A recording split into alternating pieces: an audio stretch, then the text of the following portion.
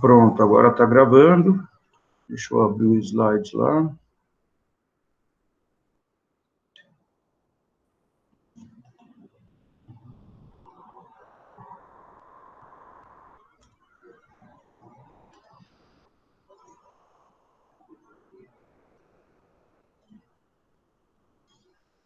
Probleminha aqui.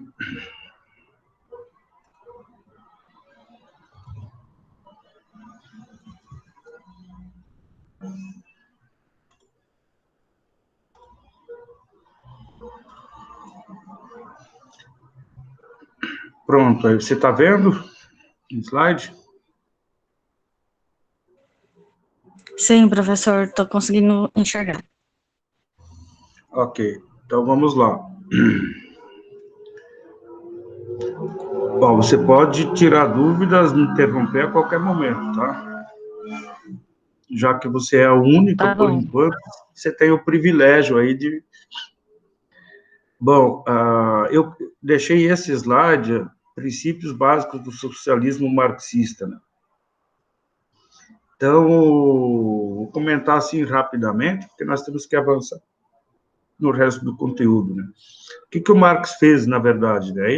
Ele percebeu aquelas condições, aquele capitalismo selvagem lá do início da Revolução Industrial, e percebeu que haviam duas partes que se confrontavam, né? O capitalista, que entrava com o capital e era o dono do meio de produção, mas ele dependia essencialmente dos trabalhadores. E esses trabalhadores, eles tinham condições de trabalhos deploráveis à época, e eram deploráveis mesmo. A pessoa trabalhar 14 horas por dia, ninguém merece, né? Para obter um salário que lhe permitisse comprar pão e batata para sobreviver naquele dia. Então, filosofando, Marx se revoltou contra essa situação.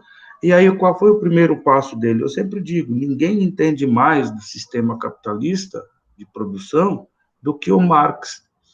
O Marx gastou grande parte da vida dele estudando, dissecando o sistema capitalista. E aí, o que ele fez? Ele, conhecendo o modo capitalista de produção à época, ele projetou um modelo de produção capitalista perfeito, no qual ele projetou isso, e nesse modelo capitalista perfeito, ele retirava todas as deficiências, as mazelas do sistema. Por exemplo, condições de trabalho do pessoal, insalubridade, exploração, apropriação da força de trabalho dos trabalhadores por parte do capitalista. Ele tirou tudo isso.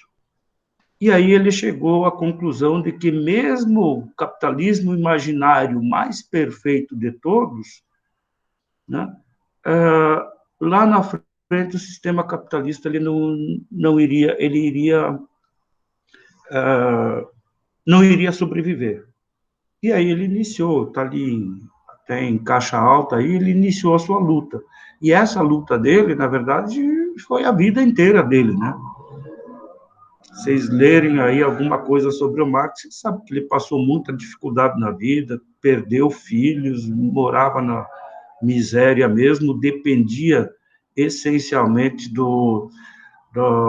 dos repasses de recursos do seu patrocinador, que era o Engels, que era um capitalista, uma espécie de playboy na época, filho de um grande capitalista, que bancava o Marx.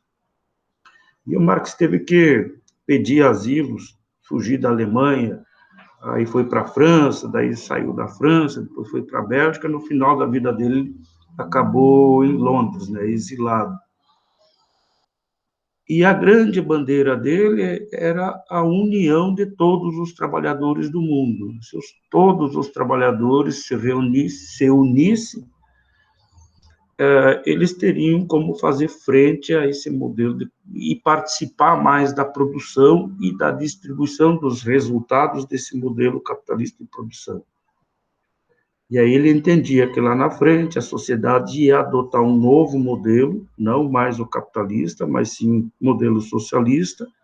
No modelo socialista, o proletário é dono também dos meios de produção e, com o passar do tempo, a humanidade ela passaria para um modelo mais extremo ainda, que é o comunismo absoluto, ou seja, todo mundo é igual.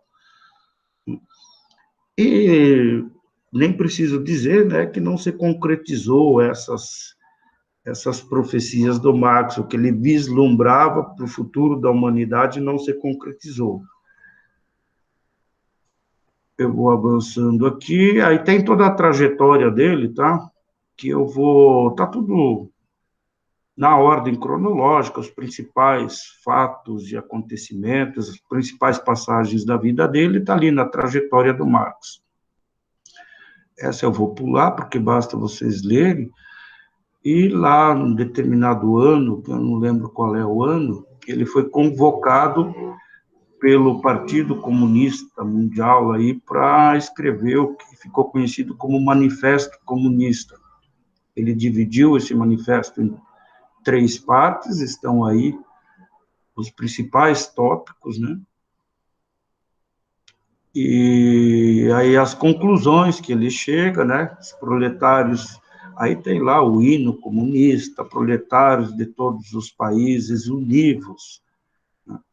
E, na verdade, essa questão dos partidos, dos países comunistas posteriormente, daqui a pouco nós já vamos falar, principalmente pela Revolução Russa de 1917, eles excluíam, né, ou combatiam as igrejas, as crenças, todas as crenças, seja católica, seja protestante, seja ortodoxa, seja muçulmana, eles combatiam isso, e reprimiam mesmo. O que o Marx colocou na obra dele, imagine assim, os trabalhadores de uma mesma fábrica, tem um trabalhador lá que torce para o Corinthians, o outro torce para o Palmeiras, o outro torce para o Flamengo. Então, o que o Marx defendia é que os trabalhadores, eles não deveriam ter, independentemente de qual time aquele trabalhador torce, eles têm que deixar a questão do futebol à parte e eles têm que se unir para conquistar os seus direitos no seu local de trabalho. E como não havia futebol na época, Marx colocou que essa questão de religião, independente da sua crença, os trabalhadores todos têm que se unir. Mas lá na frente, Lenin interpretou, pronto, tem que combater a crença das pessoas. No nosso país não tem mais a liberdade a você assistir um culto da sua crença, seja lá qual for a sua crença. Então, uma série de mitos acabaram surgindo aí por conta da obra de Marx, né? Os comunistas querem acabar com todas a propriedade, inclusive com a pessoal. Esses mitos que surgiram foram para se contrapor ao comunismo, tá? Que avançava no mundo à época, lá, no início do século XX. Os comunistas querem acabar com a família e a educação, querem socializar as mulheres, olha só como pegavam pesados, né? Esses contrapesos ao movimento comunista. E não foi nada disso que Marx pregava, não, tá? Para quem lê, para quem conhece a obra de Marx, sabe que não foi isso. O problema todo, aqui ainda continua a trajetória de Marx, o problema todo é que a obra de Marx foi colocada embaixo do braço por muitos tiranos e com base, usando como fundamento as teorias do Marx, os sujeitos simplesmente davam um golpe de Estado, tomavam o poder e pronto, poder absoluto. Começando com Lenin na Revolução Russa de 1917. Estava lá o argumento dele, a obra de Marx embaixo do braço, em defesa do socialismo. Até 1917, a Rússia vivia um regime monarquista. Então, tinha os tsares lá, os imperadores, né? E esse poder era passado de geração em geração, né? Eram os que estavam à frente, tipo mais ou menos a rainha da Inglaterra hoje, né? A gente sabe que a rainha da Inglaterra, ela ainda vive com seus 90 e tantos anos, mas se ela faltar, tem o herdeiro, que é o príncipe Charles. Então, ele vai assumir como novo rei do Império Britânico. E, da mesma forma como eram monarquistas na Rússia, simplesmente o Lenin, com o apoio das Forças Armadas, ele simplesmente assassinou toda a família real, foram assassinados mesmo. O tsar, com a esposa, com filhos e filhas, todos foram fuzilados, assassinados. E deu o golpe de Estado. E aí, os proprietários de fazendas, os que produziam na Rússia, simplesmente recebiam a visita das Forças Armadas, pé na porta. Ah, você que é o dono dessa fazenda aqui? Sou, não é mais. Pronto. Fuzilava, matava, e o Estado passou a ter a propriedade daquela que era uma propriedade privada produtiva.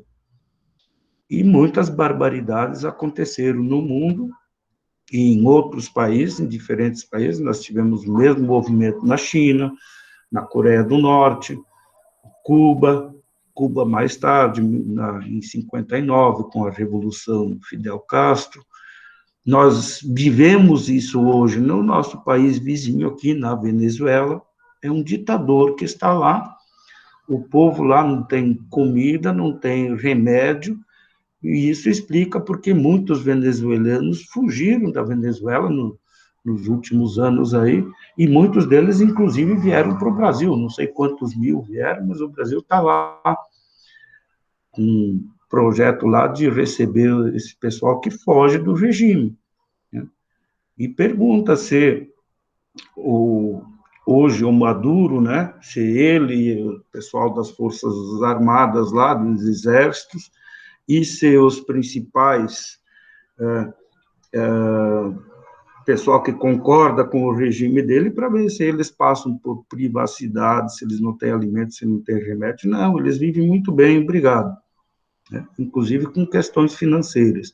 Mas o povo, pronto, esses são regimes absolutos. E essa divisão da humanidade entre duas correntes ideológicas contraditórias, que a gente chama de esquerda, de direita. A direita são os defensores são lá os fundamentos dos autores clássicos liberais, começa lá por Smith. São a direita e são chamados também de conservadores. Por que conservadores? Porque eles se opõem a mudanças trágicas em cima de alguns pilares. Quais são esses pilares, né? Deus, pátria e família. Você já deve ter ouvido isso, né? E no pilar da família envolve propriedade, direito à propriedade privada, liberdade de expressão e principalmente defesa à vida. E nós temos toda uma corrente aí, tem nosso outro vizinho aqui mais ao sul, a Argentina, que agora assumiu um governo lá. O governo liberal do Macri não venceu as eleições, assumiu o Fernandes. Ontem ele já anunciou, encaminhou um projeto ao Senado deles, à Câmara de Deputados deles, para aprovarem o aborto na Argentina.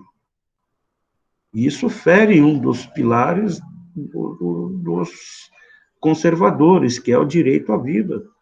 Então, se for aprovado o aborto, imagina, aí a gente volta, a gente dá um passo atrás, a humanidade ela tem que ser civilizada, e a humanidade tem que entender que ninguém tem direito a tirar uma vida. Lógico que há exceções, teve um caso polêmico aí de uma menina, coisa de um mês atrás, de uma menina de 10 anos que foi estuprada, e ficou grávida, e aí a justiça permitiu o aborto, e aí muita gente foi contra também. Eu acho que nesses casos extremos, não tem condições, né? Uma menina de 10 anos, você impedir que ela, estuprada, você impedir que ela tenha direito ao aborto.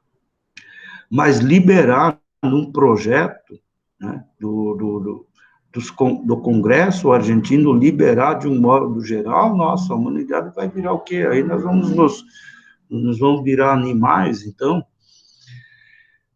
Então, a civilização, ela tem que ter freios, e esses freios, eles são fundamentados, né, em alguns pilares, né?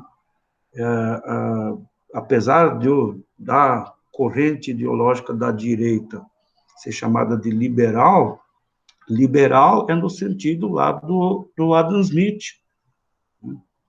Liberal deixa fazer, iniciativa privada, sem o Estado se intrometer. Esse liberal aí, esse adjetivo de liberal, não significa agora está tudo liberado. Podemos fazer o que a gente quer, porque está tudo liberado. Não, não é nesse sentido. Porque aí seria anarquismo, né? Então, deixa eu ver se mais alguém entrou aqui, não? Já tem 5 pessoas aqui, sejam bem-vindas, atrasados. É que eu estava só lá no slide e não estava vendo quem estava entrando aqui. Bom dia, professor, desculpa o atraso. Pois é. Bom dia, professor. Bom dia. Estão acompanhando? Para quem perdeu o início, eu já coloquei gravar lá, tá? Tá, beleza. Deixa eu continuar onde é que eu estava aqui. Então, essa questão da trajetória de Marx, eu vou deixar para vocês lerem aí.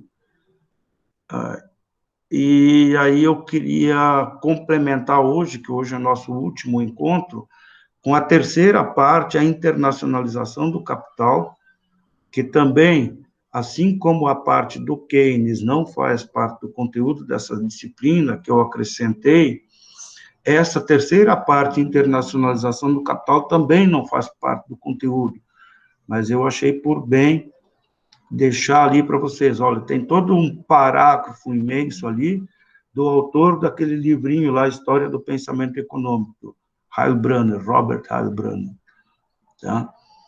Então, ele passa um recado aqui no final do livro dele, eu achei por bem deixar aí, depois vocês podem ler com calma, só para tirar alguma dúvida, lá na segunda linha, lá, quando ele diz assim, a segunda linha, a evolução do mundo regulado, codificado do século XVII para o atomístico capitalismo de mercado descrito por Smith, eu até sublinhei lá, atomístico, ele faz referência aos agentes autônomos, aos pequenos agentes, não o Estado como um todo, e não empresas como um todo, mas sim, ele chama de capitalismo atomístico, ou seja, cada agente interfere no sistema através da sua atividade, da sua produção, da sua comercialização, enfim, só para entender esse atomístico, tá?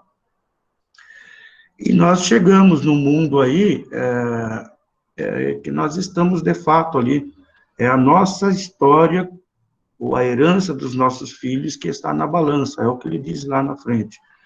Porque você olhar para trás, que aconteceu no início da Revolução Industrial, no início desse emergente modelo capitalista de produção, você olhar para trás, ver o que aconteceu com a Revolução Russa, a instalação de estados totalitários em países que são conhecidos como capitalistas hoje, e nós temos aí um grande player do mercado, que é um país comunista, que é a China, mas que é comunista, totalitarista no governo, mas aprendeu lá atrás, na década de 80, década de 90, que no modelo de produção não poderia ser comunista mais, porque estava ficando para trás. E como eles tinham muita mão de obra, e ainda tem muita mão de obra, você passa a produzir aí e fazer com que o mundo inteiro se torne dependente da produção de um único país. Então, esse é o assunto que eu acabei acrescentando no conteúdo, que é desse autor, John Atkinson Hobson. Ele viveu até 1940, lá em 1902 ele publicou um livro chamado Imperialismo. E eu coloquei aí que essa obra é devastadora, é a maior crítica ao sistema capitalista que jamais foi escrita. E aí vocês poderiam perguntar, mas o Marx não criticou o capitalismo? Sim. O máximo que o Marx chegou a dizer é que o capitalismo ele se autodestruiria, por isso é que ele defendia o modelo socialista de produção. E o que o Hobson disse não é que o capitalismo se autodestruiria, mas que o modelo capitalista poderia destruir a humanidade. E note que o livro dele é lá de 1902. Tem uma passagem dele que ele diz assim, ó, o modelo capitalista está pavimentando a estrada para a guerra. Eu não sei se eu coloquei isso no slide. Deixa eu ver aqui. Mas isso ele escreveu em 1902, gente. E ele já alertava, olha, se a coisa for assim, o mundo, a civilização, ela está caminhando para o sentido de guerra. 1917, Primeira Guerra Mundial. 1945, 39, desculpe, Segunda Guerra Mundial. E quais as motivações dessas guerras?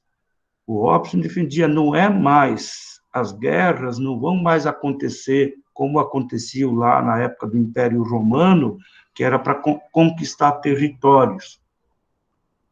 Ou, no período das grandes navegações, os portugueses aqui tomando colônias, o Brasil como colônias, os espanhóis tomando lá a América Central e todo o resto da América Latina como colônias, conquistando territórios. O Hobson alertava que as guerras iriam acontecer não mais pela conquista de territórios, mas sim pela disputa por mercados. A disputa por mercados, e aí, seguindo, ele tem lá uns argumentos muito interessantes, né? Uma situação paradoxal que nem os ricos e nem os pobres conseguiriam consumir aquilo que era produzido. Os pobres porque não tinham dinheiro suficiente. Os ricos não conseguiam consumir tudo que era produzido porque tem limitações físicas. Você não consegue consumir na forma de churrasco toda a carne que é produzida aqui no Mato Grosso. Não consegue, por mais rico que você seja. Eu coloquei ali, a conclusão que ele chega, ela é bem óbvia, está lá, logo, os ricos são forçados a poupar. E eu provo isso, só que eu não tenho um quadro negro aqui, mas imagina um sujeito que tem 100 milhões aplicados. O rendimento dessa aplicação, ele não vai conseguir consumir no mês seguinte, gastar esse dinheiro todo. Ele vai comprar um iate. Tudo bem, num determinado mês, num determinado ano, ele compra um iate milionário lá. Mas ele não vai comprar um iate por ano. O rendimento de um sujeito que tem 100 milhões, eu conseguiria gastar.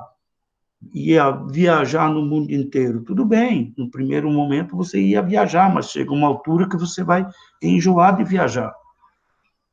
Então, em sendo forçados a poupar, os ricos eles estão condenados a se tornarem cada vez mais ricos. Isso é verdade, gente. Eu posso pegar uma HP aqui, pego aí 100 milhões, não é nem muito dinheiro. Aí tem gente aí que tem fazendas de 10, 15 mil hectares. Quanto você acha que vale isso? Se o sujeito fosse vender, poderia viver o resto da vida na praia, usufruindo só do rendimento. Então, essa poupança, segundo Hobson, os ricos não conseguem consumir tudo o que ganham, eles são forçados a poupar e essa poupança automaticamente se transformaria num problema. O que fazer com essa poupança dos ricos? É a resposta dele: investir em mais fábricas, mais produção, mais renda, mais consumo. Tá? Só que tem um problema. Como que você vai investir em mais fábrica num país, né, cuja população não consegue consumir tudo que já é produzido? Os ricos porque não têm condições físicas e os pobres porque não têm recursos suficientes.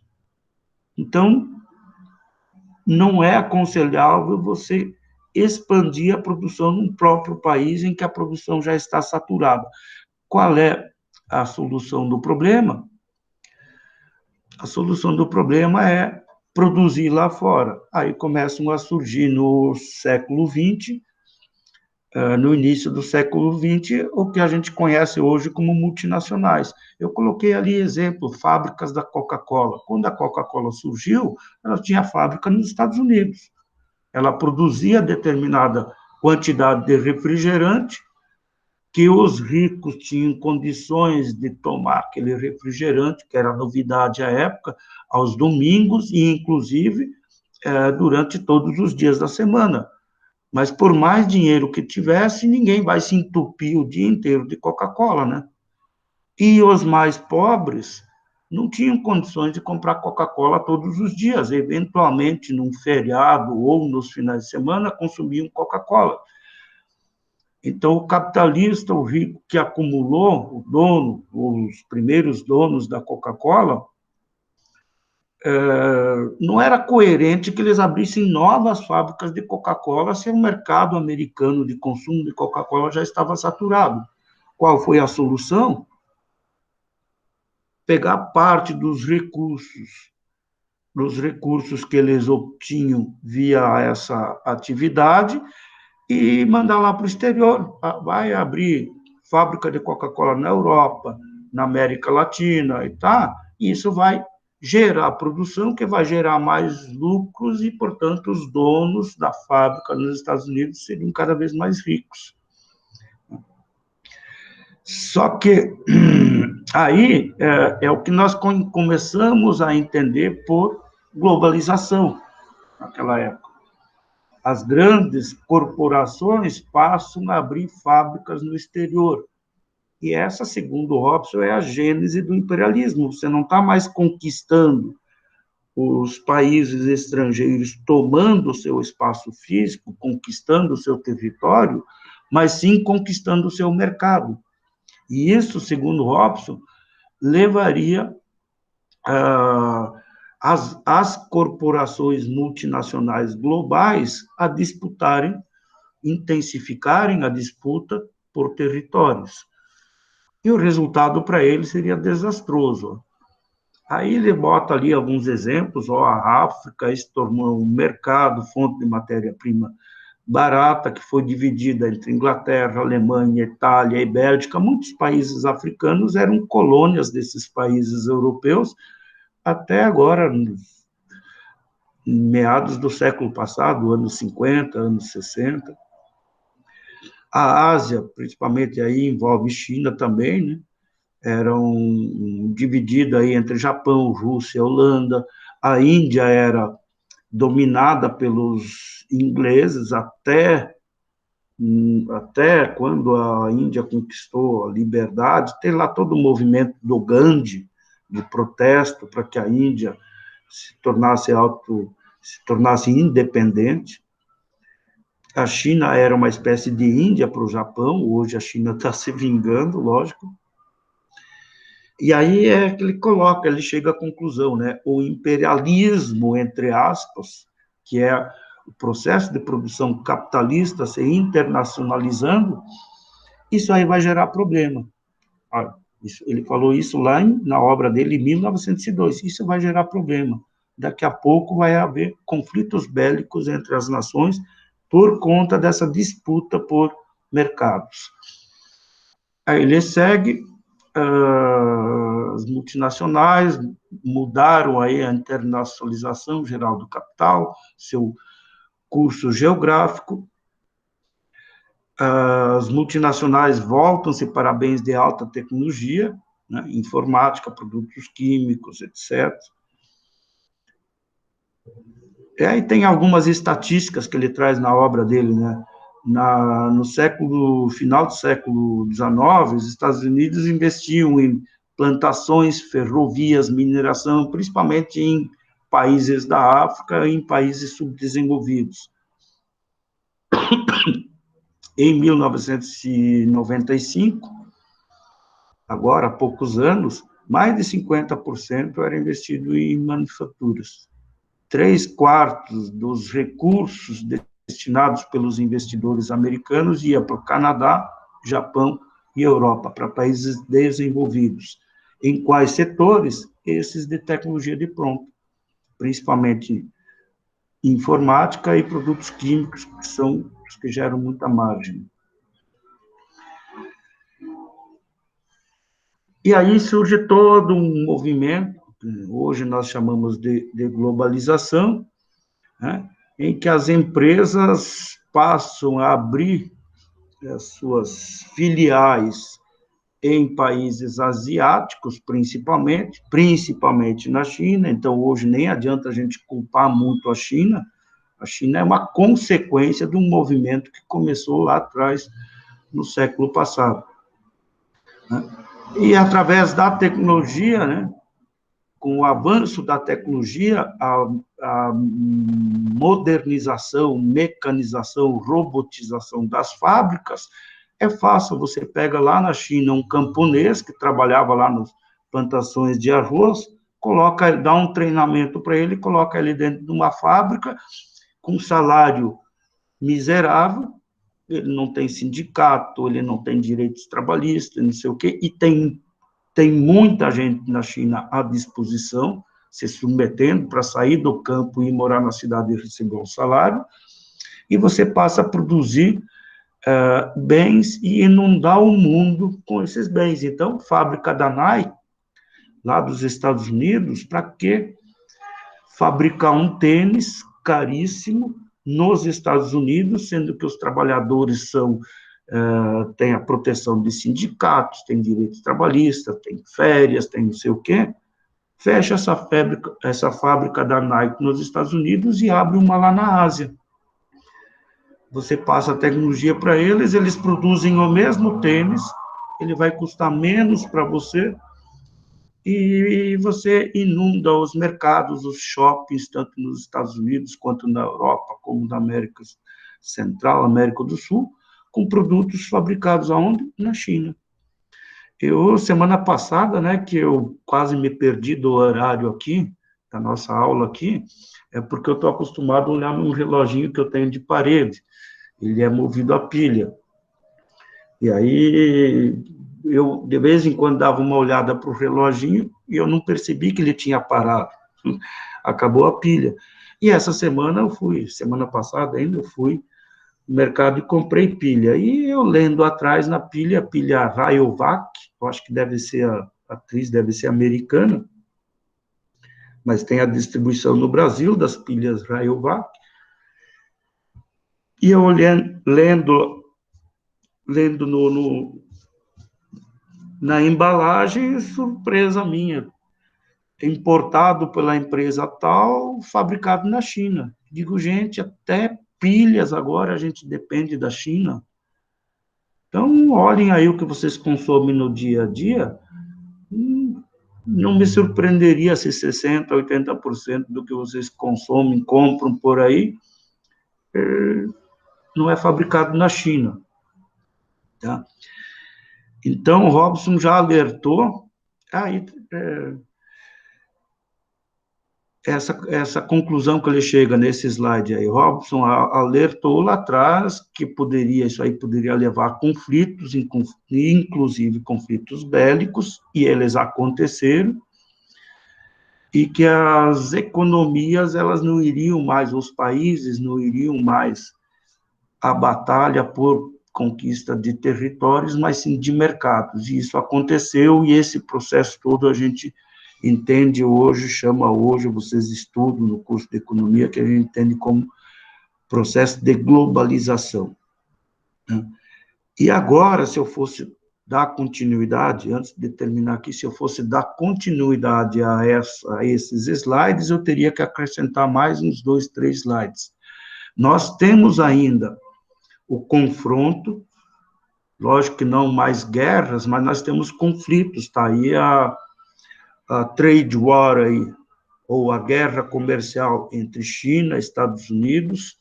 Eles estão tentando fazer acordos, tá? Há muito tempo aí que eles estão numa disputa aí por tarifas, enfim, um impondo sanções ao outro. Existe ainda a guerra por mercados, mas nós estamos aí prestes a nos deparar com uma outra guerra que é ainda pior, que é a guerra por domínio de tecnologia. Tá aí a questão do 5G, né? Tem uma empresa fortíssima chinesa, que os Estados Unidos, quando era o Trump ainda, eu acho que ele não vai ser reeleito, ou não foi ser reeleito, está contestando aí, enfim, mas o Trump se colocou frontalmente contra quem adotasse a tecnologia chinesa, a 5G chinesa, porque isso significa o quê, gente? É domínio, é poder. Quem detém a tecnologia pode dominar o mundo aí. E o mundo ficando dependente de uma tecnologia chinesa, aí é meio complicado, né?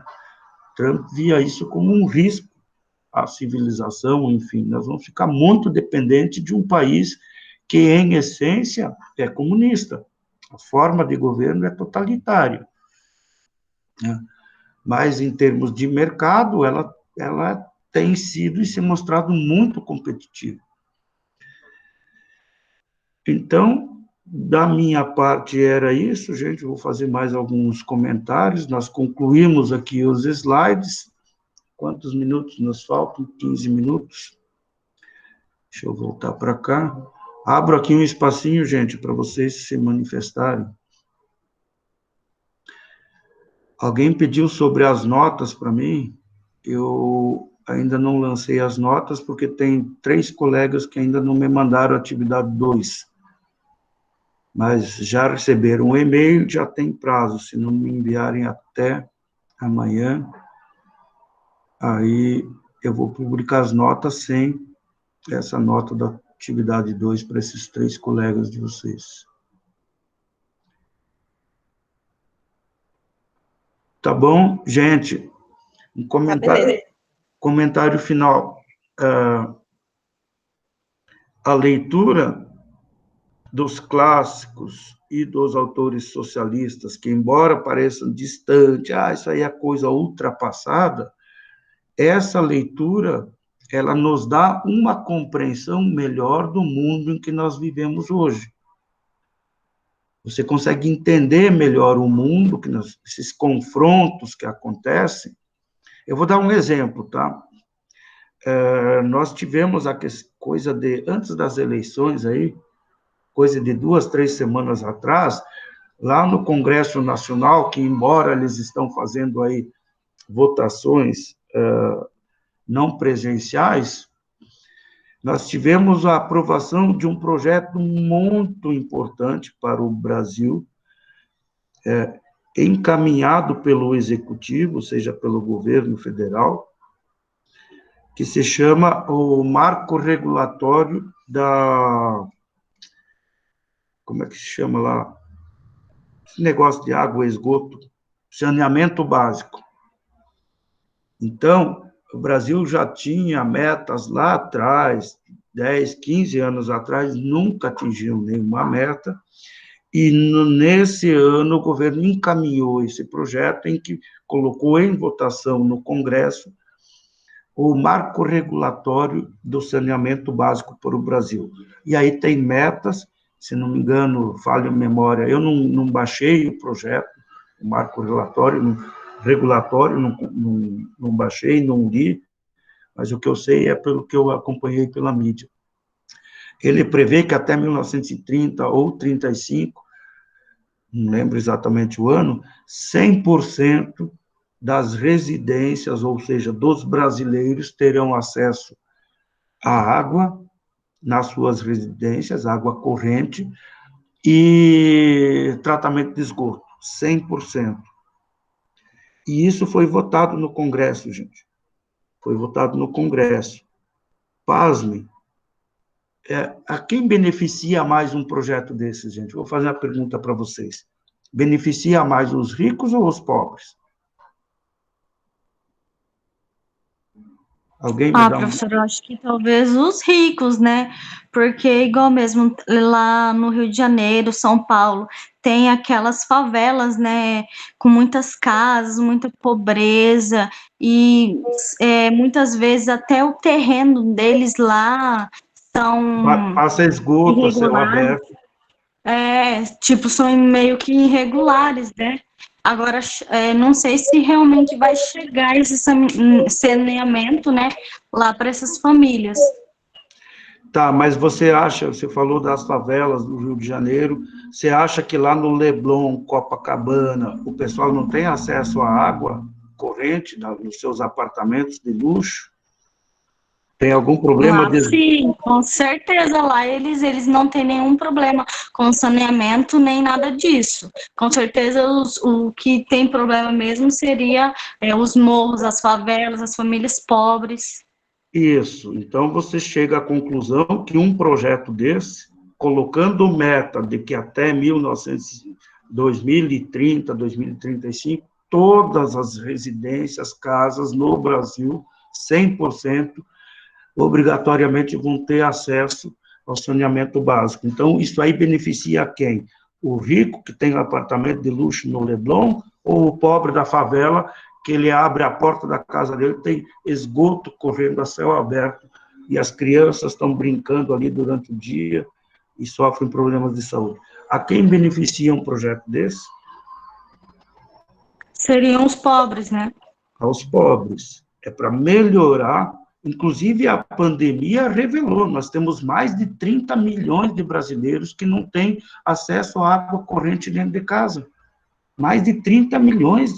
Olha o Brasil, com todo esse potencial hídrico que tem 30 milhões de brasileiros que, para terem água dentro de casa, tem que ou depende de caminhão-pipa, ou depende de ir buscar em alguma fonte, através de balde. Gente, 30 milhões de pessoas. Então, um projeto desses, ele só vem beneficiar a vida daquele brasileiro mais humilde, mais simples, só.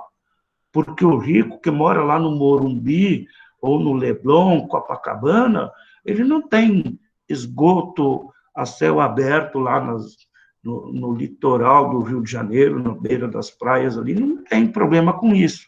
E ele tem água a hora que ele quiser, dentro do apartamento de luxo dele. Mas o pobre não. Então, um projeto desse vem para melhorar a qualidade de vida dos brasileiros, principalmente dos menos favorecidos, dos mais humildes. Digamos assim, da classe baixa, de um modo geral, dos pobres. Pasmem, procurem, eu só acompanhei pela mídia no dia seguinte, daí eu fui lá olhar, eu vi na internet, na verdade, e eu vi lá os deputados que votaram contra. Pasmem vocês, são aqueles deputados que, quando estão no microfone, vão fazer um discurso no Congresso, são aqueles que posam lá de cordeiros, porque nós estamos aqui para cuidar dos pobres, dos menos beneficiados, e não sei o quê. Nos discursos eles dizem isso. Na hora de votar, eles votam contra o pobre. São principalmente aqueles de esquerda, de partidos mais à esquerda, que agora são oposição ao governo federal, que é um liberal de direita assumido. Então, vocês poderiam me fazer uma outra pergunta, mas então esses deputados, senadores que votaram contra, eles votaram contra porque eles querem o mal dos pobres? Não. Eles não, eu acredito que eles não sejam tão mau caráter a esse ponto de desejar o mal para as pessoas mais humildes. Mas então, por que eles votaram contra num projeto que poderia beneficiar principalmente os mais humildes? Simplesmente para confrontar o governo que está no poder, que é a oposição deles, que não é a corrente deles. Então, você embaraçar um projeto desses, se o projeto não fosse aprovado, significa que o governo, o atual, não poderia implantar esse projeto. E em não implantando, os coitadinhos, os pobrezinhos lá continuariam sem acesso à água corrente, sem acesso de tratamento de esgoto. E aí, esses coitadinhos continuariam sendo o seu eleitorado predileto, porque no microfone, nos discursos, você defende eles. Mas se esse projeto for aprovado, o governo vai fazer alguma coisa, essas pessoas vão perceber, com o passar do tempo, de que a vida deles está melhorando. Então, esse governo não é tão ruim. E aí, pronto. Os da esquerda perderiam o eleitorado, que eles adoram, aquele eleitor mais humilde, mais pobrezinho, e querem deixar eles quanto mais humildes, mais pobrezinhos possível, porque daí mais votos eles têm. Só para um exemplo prático desse confronto, gente, não pensem que esse confronto ideológico de esquerda, de direita, dos liberais contra os progressistas, se deu lá no século XVIII só. Isso está muito latente hoje ainda, gente. Então, só para concluir esse exemplo que eu passei aí sobre o projeto do saneamento básico, na semana seguinte, o Ministério da Infraestrutura já tinha um edital de um leilão prontinho lá para Alagoas. E aí aconteceu o leilão, eu também acompanhei, não ao vivo o leilão, mas acompanhei o noticiário depois. O valor mínimo lá era mais ou menos de não sei quantos, 500 milhões. O lance ganhador passou de 12 bilhões de reais da empresa que ganhou a concessão para explorar o serviço de água e esgoto, tratamento de água e esgoto lá em Alagoas. E foi um sucesso.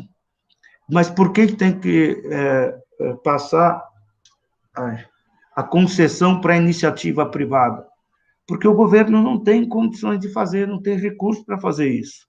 E se o governo não tem recursos para fazer isso, e não faz esses leilões para chamar a iniciativa privada, o capital privado, para se envolver nesses projetos, as pessoas vão continuar 20, 30, 50 anos sem acesso ao básico do básico, que é água corrente e tratamento de esgoto nas suas casas. Então, lá em Alagoas já foi, e agora tem mais, não sei quantos leilões que vão acontecer, não sei se ainda esse ano, mas no ano seguinte, e o ministro Tarcísio ele foi muito inteligente. A empresa que ganhou a concessão para explorar essa atividade durante 30 anos lá em Alagoas é da cidade da capital de Maceió, mas o ministro foi muito inteligente e fez todo um pacote, olha, o leilão é para o filé aqui, que é Maceió, que é a capital, mas você tem que fazer o mesmo tratamento para essa, e mais não sei quantas cidadezinhas lá do interior, que a iniciativa privada não tem interesse, porque a demanda é baixa, tá? Então, ele colocou tudo num pacote e pronto, a empresa tem que fazer um investimento, lógico, faz um desembolso, e aí qualquer planilha de Excel calcula lá a taxa interna de retorno, o valor presente líquido, VPL, taxa interna de retorno desse empreendimento, num horizonte de 30 anos, eles concluem se o VPL é positivo, o empreendimento é viável. E aí a iniciativa privada faz e melhora a qualidade de vida das pessoas. Se deixasse para a iniciativa, para o poder público, dependendo do governador ou do prefeito de uma determinada cidade, essas empresas públicas de saneamento nunca fizeram nada além de servir de cabine de emprego de servidor público. Infelizmente, essa é a realidade. Tá bom, gente? Eu vou ter que parar por aqui, porque tenho outra aula agora em 5 minutinhos. Então, essa é a nossa última aula. Muito importante. Eu vou até eu vou mandar e-mail e vou mandar no WhatsApp lá. Até amanhã, pela manhã, mais tardar no final da parte da manhã, eu vou mandar a terceira atividade, que aí, novamente, vocês vão ter prazo de me responder ela até a próxima terça, que é dia 24, dia em que termina esse módulo. Tá bom? Tá bom, professor. Indiara também, ouviu? Sim, professor, escutei. Ok, se vocês conhecem alguém que está aí, vocês avisem, olha, vai vir outra atividade amanhã, responder até terça. Tá certo? Então, se vocês permitirem, se vocês saírem, eu vou fechar a sala, porque rapidão eu tenho que entrar na outra, que hoje também é a última. Tá bom, professor. Tchau, tudo de bom. Tá Tchau, bom. tchau, professor. Tchau, professor. Tchau, tchau.